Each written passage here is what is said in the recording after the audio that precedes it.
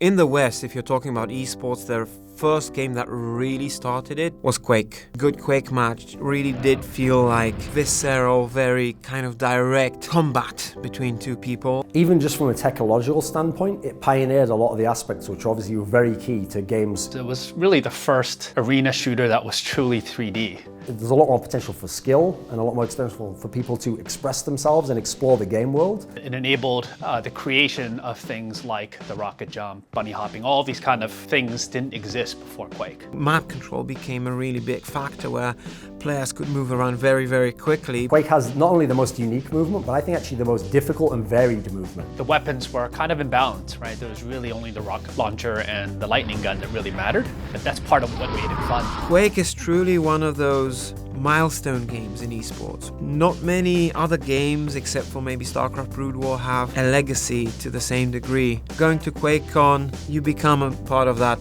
history that dates back to the Stone Age almost.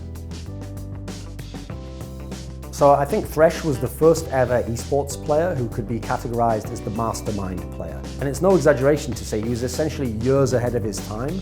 How many people today in esports could say that they're not losing to anybody in practice? It's absolutely unheard of. Never had plans to be a pro gamer. There was, really no such thing. I went from just a kid playing games to being sponsored and making $100,000, $150,000 a year.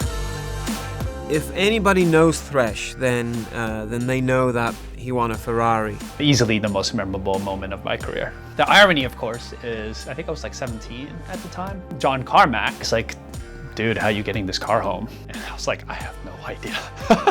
Back when I was playing, people would use like ESDF and the arrow keys and like all sorts of weird stuff. I happened to adopt WASD. And he was the first player to be known to use WASD. He had this mystique around him that people had to come up with all these crazy theories like, oh, I heard he just bans his opponent from using a certain type of mouse and he won't even start the game until it's a certain time of day that only he plays that. And so, all these like ridiculous like urban legend stories that could never have actually been true. But that's what people had to rationalize to know how this guy won every tournament and always was there in the clutch moment. The Thresh style of play was really about control. His logic was if I have the lead and like a cushion, like 3 or 4 kills, and I have weapons and I'm in control, I will only ever fight you when it's to my advantage. I can always predict what my opponents were doing. People used to call it Thresh ESP. Thresh was a guy that never wanted to be in a position where he had to rely on aim. Thresh would win by depriving his opponent of options. If you have to jump off a ledge and do a 180 and, rail him in the head, you probably did something wrong.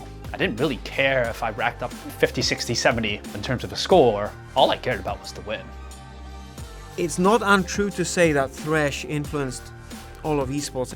Came out and became the first true great of his age. You actually see the seed going through the other great champions, through your Fatality, 0-4, Rafa, Cooler, Cypher, all these like Mount Rushmore type names in Quake. They can all be traced back to this lineage of like the idea of the great champion, who isn't the champion just because he had the best aim or he had a fantastic day in his life at a tournament. It's the guy who's the well-rounded guy, who beats all his rivals, finds a way to return to the top if he loses, and he does it not just with his skill but with his mind.